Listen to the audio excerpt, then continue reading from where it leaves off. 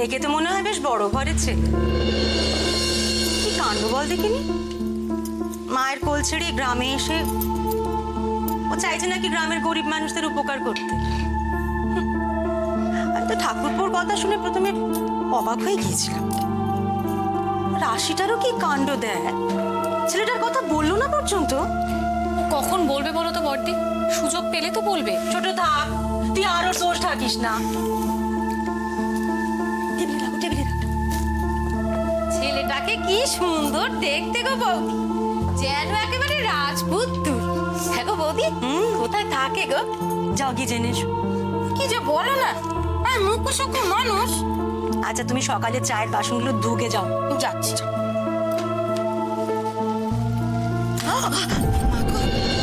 লাগেনি তো তোমার? না গো লাগেনি। ঠিক তো? আচ্ছা বর্দি,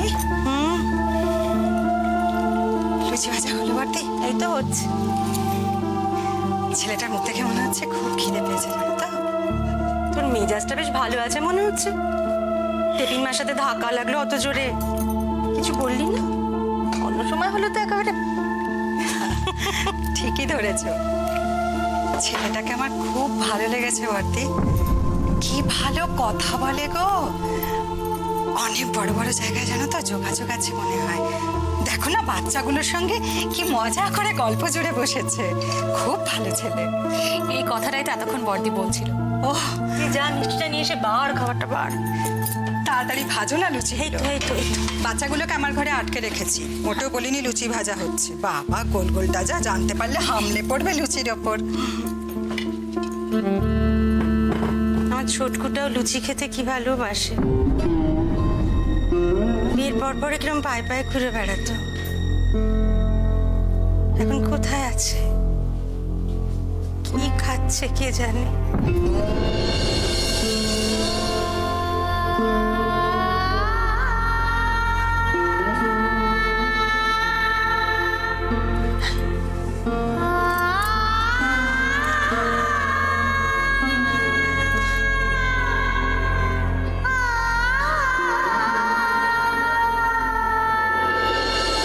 দেখুন না, সবাই বলে আমি আমি নাকি কিছুই বুঝি না। না না, তা কেন? তোমার দিদিও বুঝতে পেরেছে।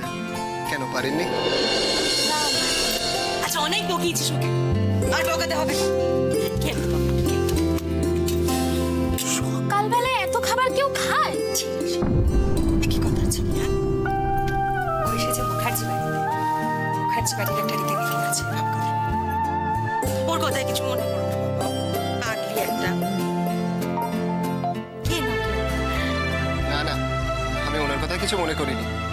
দেখো কত মিষ্টি ছেলে।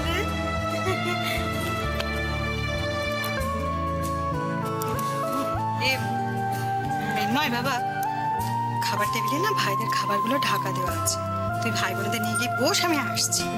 আচ্ছা আসছি। এত খাবার আমি খেতে পারবো না। এই যে কি এত খাবার কোথায়? এই তো কটা লুচি আর রসগোল্লা সন্দেশ, হাত গুটিয়ে বসে না থেকে খাও তো। হ্যাঁ খাও। আমাদের শাশুড়ি মা বলেন যে অতিথি নারায়ণ। শ্বশুরমশাই যে কদিন বেঁচে ছিলেন তিনি না খাইয়ে বাড়ি থেকে কাউকে ছাড়তেন না। তুমি যদি মুখে কিছু না দাও না, শাশুড়ি মার কাছে আমাদের জবাবদিহি করতে হবে। আচ্ছা ঠিক আছে, আমি খাচ্ছি।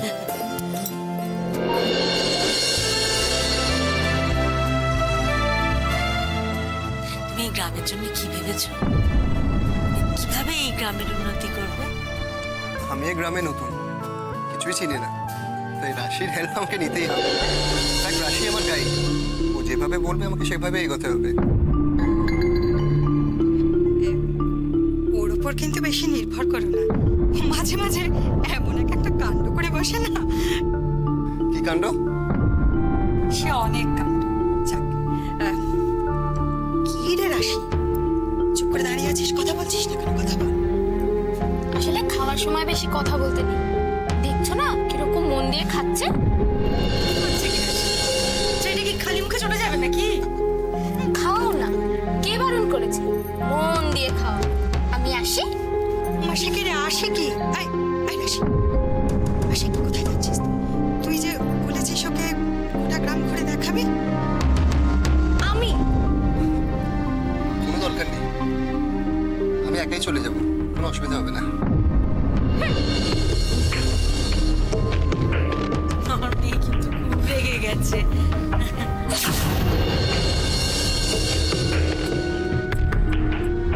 সেটাই তো আমি চাই। রাগকে কিভাবে অনুরাগে পরিণত করতে হয় আমি জানি। এখন শুধু এই বড়িগুলোকে দিয়ে ঠিকঠাক চাল দিতে হবে, তাহলে কিস্তিমাত। শুধু একটু সময়ের অপেক্ষা।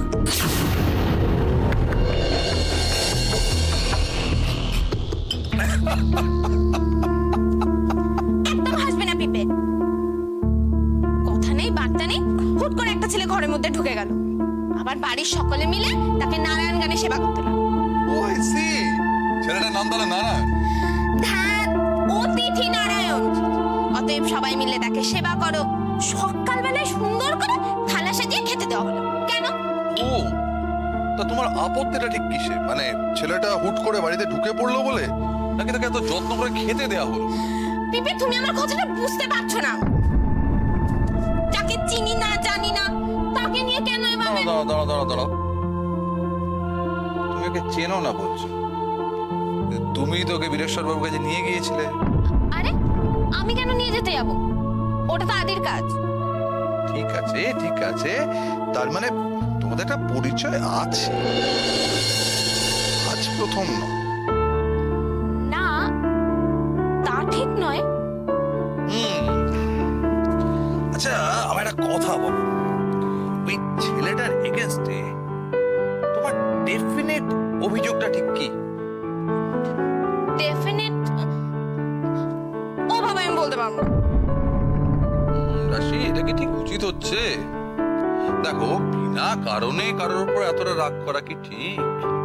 পিপে, এই পুরো ব্যাপারটাই আমার কাছে আমার ভালো লাগছে না। ব্যাস, ভালো লাগছে না? না। কি ভালো লাগছে না? ভালো লাগছে না কেন? বললাম তো বলতে পারবো না। আচ্ছা, ধরে নিলাম যে ভালো লাগছে না। ঠিক কি লাগছে তাহলে? কিরকম আবার লাগবে? বোকা বোকা। আমার সব বোকা বোকা লাগছে। আরে এই তো আদিম বসে গেছে। বাহ, আরে তোমরা তো দেখছি সকাল সকাল জমে আড্ডা শুরু করে দিয়েছো। আড্ডা না কচু। ওই উজ্জ্বলটা আমাদের বাড়িতে এসেছিল। শুধু আসেইনি, কাণ্ডে পিণ্ডে গিলেও গেছে।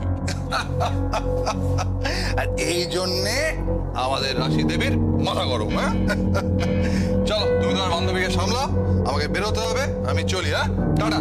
টাটা। কি রে, কোথায় কোথায় যাবে কিছু ভাবলি? কি আবার ভাব? ঘোষপাড়া দত্তপাড়ার কালেকশনে যাব, ওখান থেকে মাস্টারমশাইয়ের বাড়ি যাব।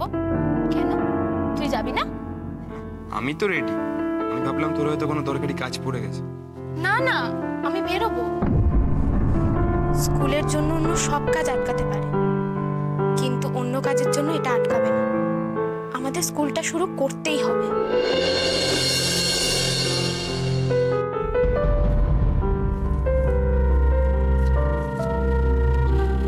আমায় ডেকেছিলেন? হ্যাঁ, ডেকেছিলাম।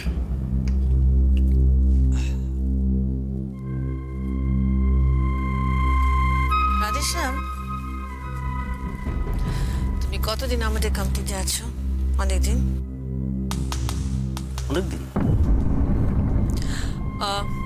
এক্স্যাক্টলি কবে জয়েন করেছিলে, তোমার মনে আছে সেদিনটা?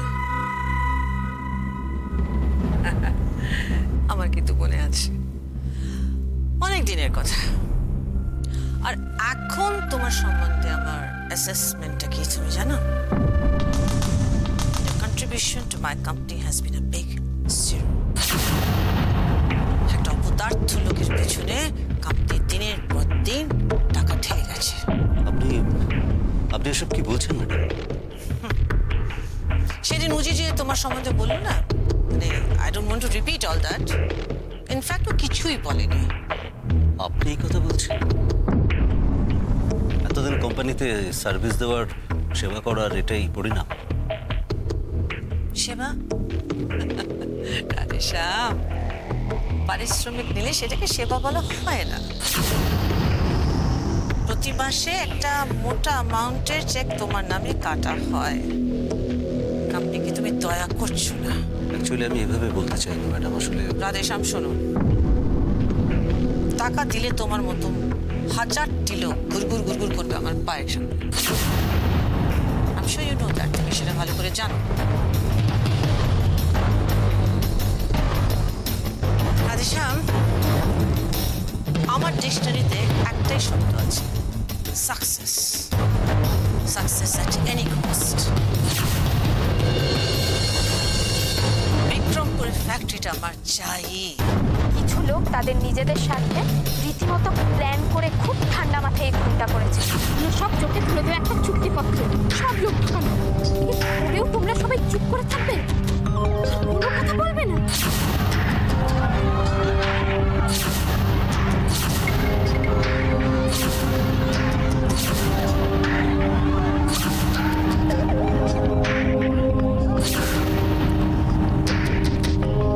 আমি কিছুতেই ভুলতে পারছি না ওই অপমান।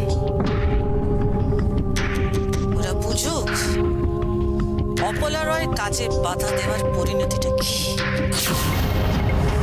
আগুন জ্বালিয়ে দেব। ওই চাষারা হুঁ রেখে আমার পায়ে পড়ে আমার সাহায্য চাইতে আসবে।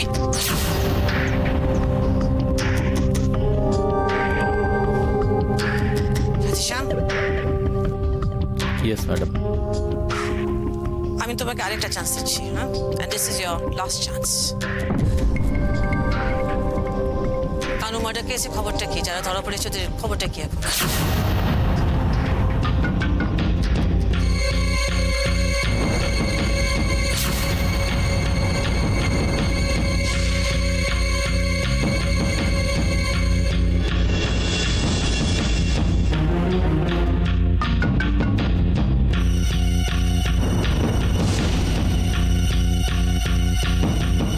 ঠিক আছে রাধেশ্যাম, আমাকে আরো খবর দেবে। Absolutely up to date. তুমি এখন যেতে পারো। Okay madam.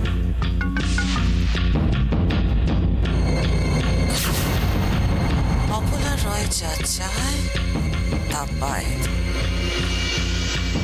না। না, উজির উপর এত ডিপেন্ড করলে চলবে না।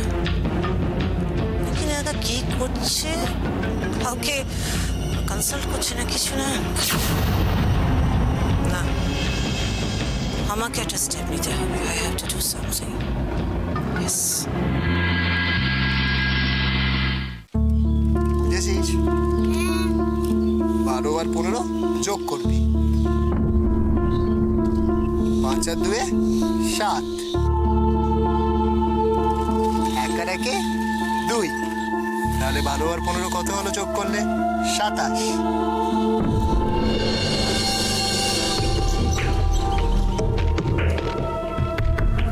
কিরে, বুঝতে পেরেছিস?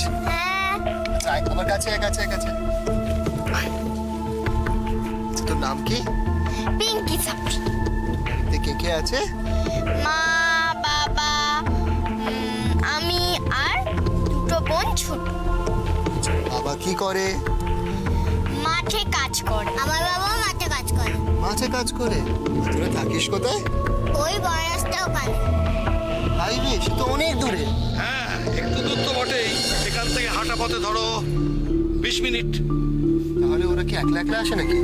না, একলা ঠিক নয়। আসলে ওদের বাবারা যখন মাঠের কাজে বেরোয় ওদের এখানে দিয়ে যায়।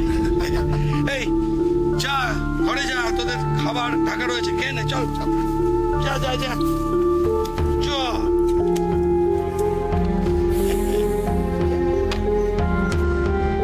কিরে, তোদের কাজ হলো? হ্যাঁ, তবে আরো কয়েকদিন বেরোতে হবে। জানেন মাস্টারমশাই, একজন তো বললো আমি খাই না খাই আমার ছেলেকে অবশ্যই স্কুলে পাঠাবো। মাস্টারমশাই, রাশকে কিন্তু সবাই গ্রামে চিনে গেছে। চিনবে না? কত বড় কাজ করেছে বল দেখি।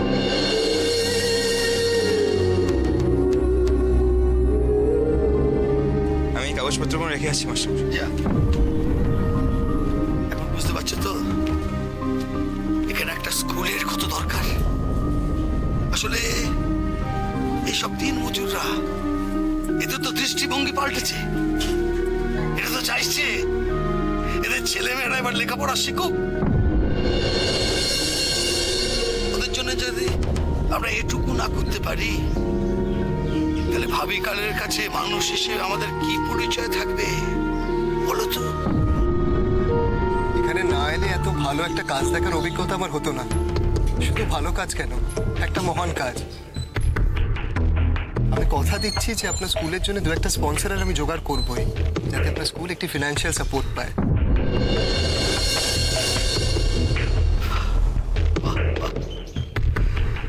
বড় ভালো লাগলো বাবা, তোমার কথা শুনে আমার বড় ভালো লাগলো।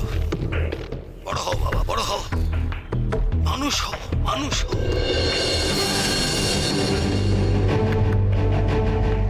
রাশি, তোমার ভাগ্য খুব ভালো। যেখানে হাজারটা সুন্দরী মেয়ে আমার পেছনে ঘুরছে, সেখানে আমি কিনা তোমার মতন একটা ফালতু মেয়ের জন্য। ঠিক আছে, সময় আমার আসবেই।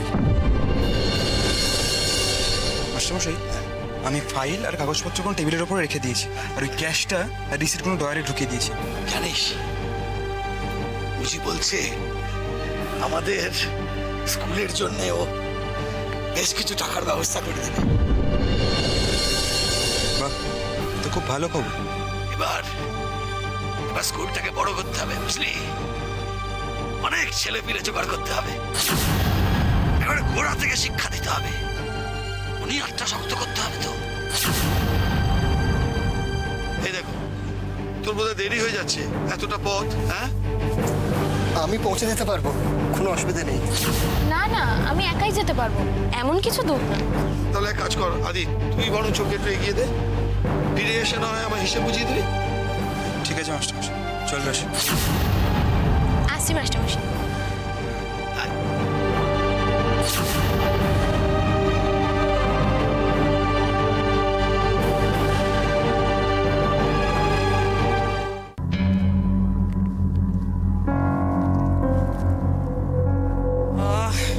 বিজি বিজি, কি জানি কার সঙ্গে এতক্ষণ কথা বলছে। আহ,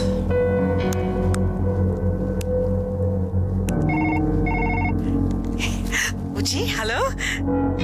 হ্যাঁ, ওফ মম, তোমায় বলেছি না বারবার ফোন করে ডিস্টার্ব করো না।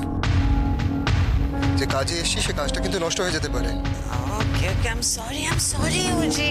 আচ্ছা বল, তোর কি খবর বল। হ্যাঁ, everything is fine mom, no problem. No problem মানে? দূর থেকে অনেক কিছুই খুব কমপ্লিকেটেড লাগে, কিন্তু কাছে গেলে সিম্পল হয়ে যায়। তুই কি ওই পরিবারটাকে মিট করেছিস?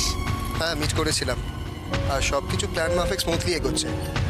আহা, তো প্ল্যানটা কি সেটাই তো আমরা জানি না।